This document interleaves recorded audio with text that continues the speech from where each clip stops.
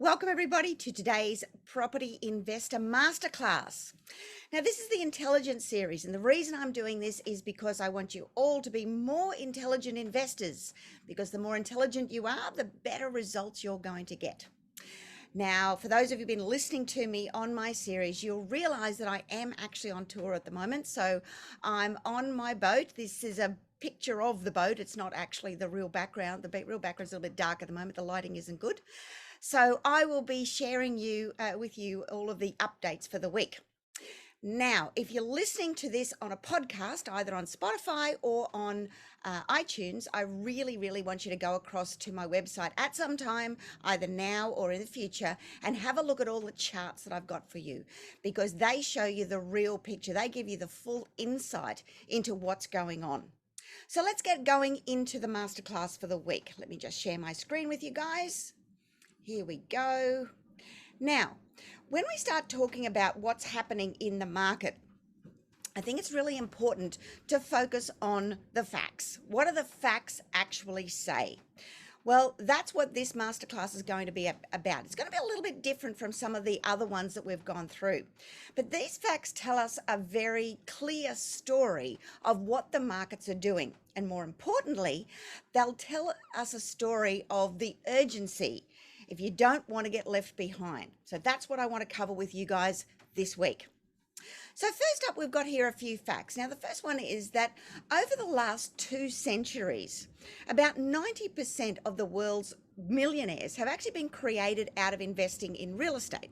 Now, in recent years, that's changed a little bit because obviously we've had a lot of technology investors and, a few cryptos of late and things like that have been the front runners. But for the average investor, it's actually property investing that is your best opportunity to become wealthy and to set yourself up for the rest of your life. It's also a fact that house prices are the highest they have ever been. Now that's pretty cool, especially when we look back. I mean, we've had a bit of a lull in the last few years between 2017 and the beginning of, the end of 2019, the beginning of COVID. But we've caught up to those figures now, and we now need to catch up with all of the growth that would normally have taken place during that period of time if it wasn't for the APRA intervention. APRA has intervened, and what they've done is they've really slowed the market between 2017 through to the end of 2019. And then, of course, we all know we had COVID. So we've got a lot of catching up to do. So even though the media is out there talking about this bubble in the property market and all of these kind of things, what's actually going on is that we are catching up. And we're catching up between where we have been back in 2017 and where the normal growth over these periods of time, the last 4 years, would have gone. And we're not there yet, which means there's a lot more to come, which means you need to get cracking. You need to get very, very, urgent in your actions and in your activities to catch up to the market that's moving so quickly. It's a fact that Australians are property centric. Now, why are we property centric? Well, get a load of this. $8.4 trillion in Australia in real estate. In superannuation, we hold $3.1 trillion. In listed stocks, which is all of the big companies with the large commercial properties and things like that, $2.7 trillion. When it comes to commercial real estate, $963 billion. We've got 10.6 million dwellings in Australia. What else? We've got 53% of our wealth is actually held in real estate. Now, this is a stark difference to America, for example. They are stocks and shares mad, and they hold most of their wealth and their holdings in stocks and shares. We don't. We run to property, and this is another reason why property is marching on so quickly. Last year, now obviously last year was a little bit of a down year, but from June to June, where we are at the end of June to the end of June, we've got $553 million transacted in property sales. Sorry, That is 553 million sales, equating to $337 billion in sales.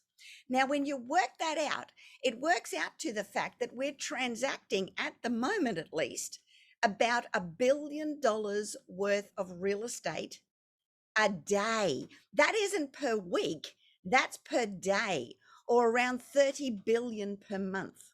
So you can see why there's been such an uplift in the property market, because during all of this time that we've had a downturn in the prices from 2017 through to 2019, what's been happening at the same time is a lot of the supply chain has been cutting back. So with the supply chain being reduced and the demand continuing to increase through all of that space of time, we've got a problem, and the problem is being sorted out by price increases. So prices are increasing so that demand will reduce to meet up with supply, but we're a long way from that at the moment. Let me just share my screen again with you. Where are we now? Oh, share my screen. Here we go. I want to share with you a few more charts. Now, this next chart here, it shows just what's happened to house prices as we have gone through the COVID period of time. So you can see that we started in about really March, April last year, 2020, and we take that as a baseline across all the capital cities. You can see all of the capital cities have increased. Even Melbourne, who was dragging the chain for a long time there, even Melbourne has started to get higher than the pricing that they were a bit over 12 months ago now.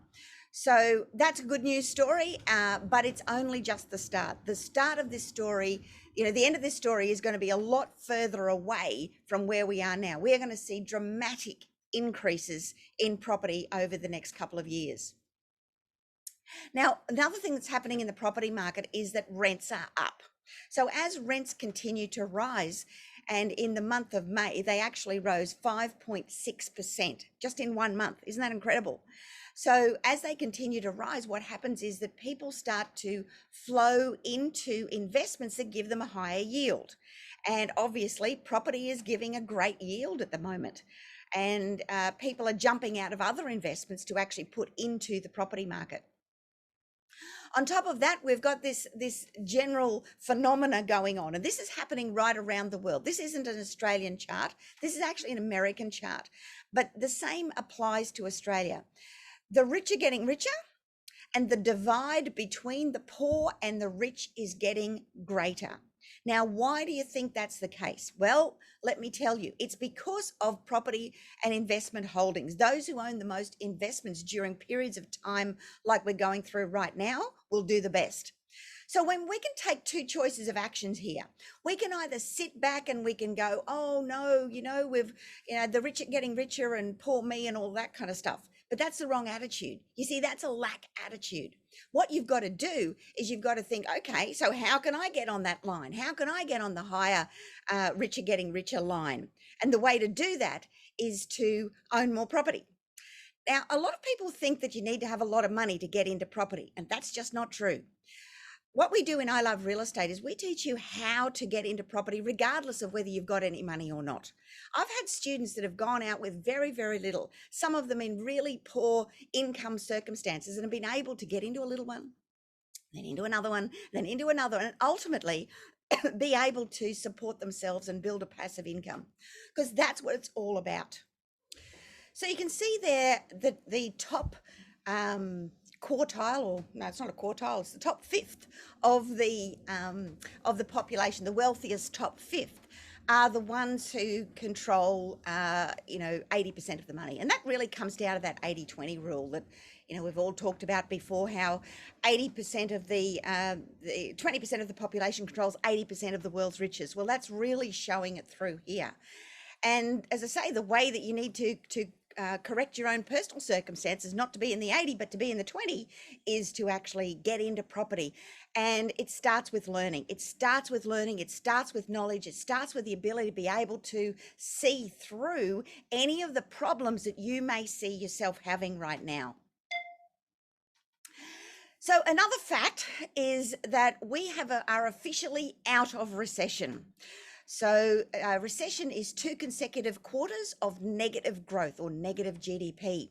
What we're seeing now is we're well and truly past that. We've had 2 consecutive periods of positive growth. So we're well and truly out of the recession basis.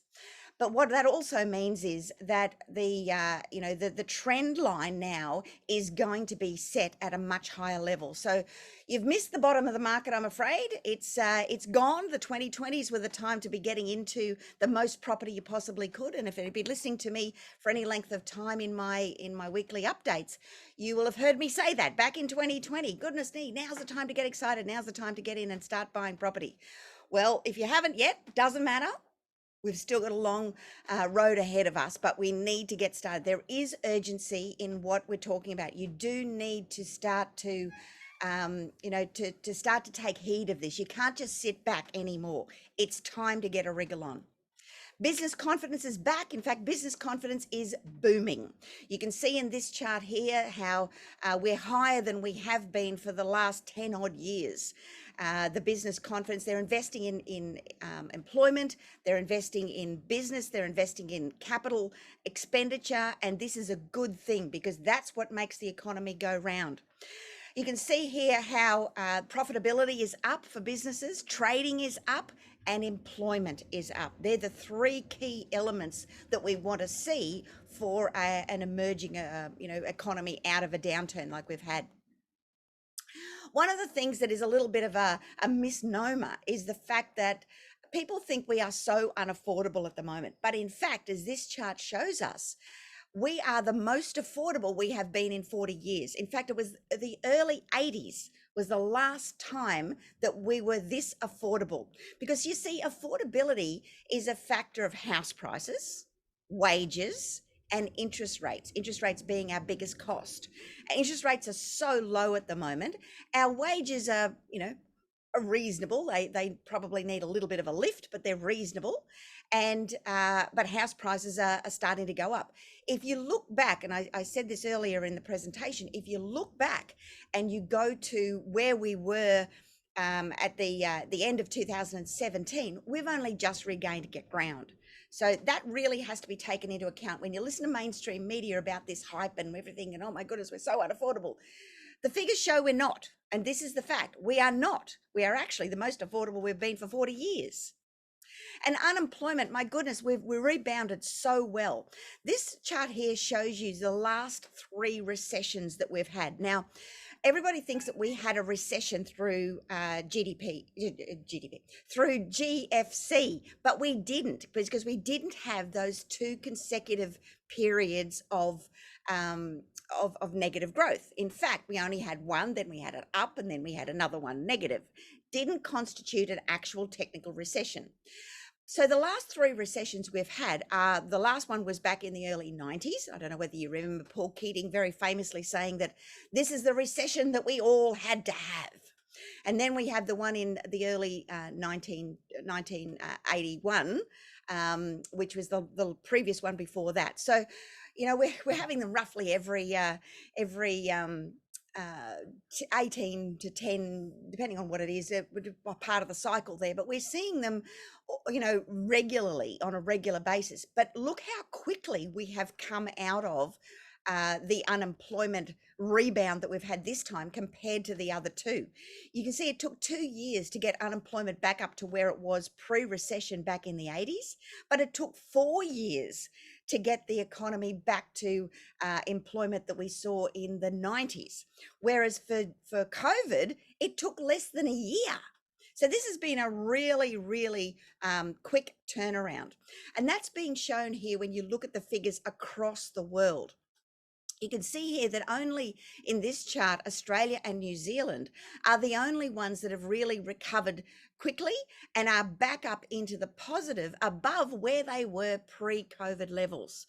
Poor old Peru's down there at the bottom. They're really suffering. New Zealand's doing a little bit better than us, and the closest to us is actually Japan, but they're still in the negative. We're up there in the positives, which is great to see. Another fact that I thought I'd bring to your attention is the fact that we, through COVID, saved so much more than we normally do. And this chart shows just how much we saved through 2020 and through COVID. Now, that was probably one of the factors that actually put us into our negative GDP, because when we stop spending, well, the economy goes into a bit of a stall. But what it also did is it meant that we gained wealth. See, a lot of that saving went into paying down debts and into savings accounts. So that's something that, has really stood us well as we move forward out of COVID. And you can see here in this chart, next fact that I want to share with you is that household wealth is up 7% from what it was a year ago, despite the worst recession in decades.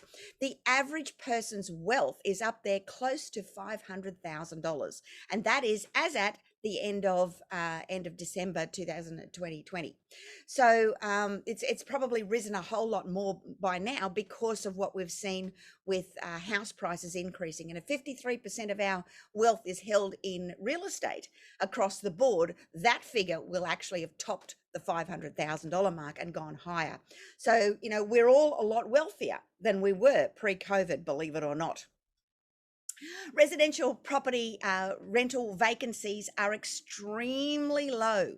The only one that's really bucking the figures here is Melbourne, and that is because Melbourne has a massive oversupply of units, apartments. And until that apartment market is taken up through the demand chain, that supply, it's going to remain there. Now we're getting there. You can start to see those figures starting to come down. Sydney is a little bit that way, but look at the rest of them. Everybody else has all low vacancies. In fact, so low that most of them are below 1% vacancies, which is an incredibly low figure. So that's a good thing to see.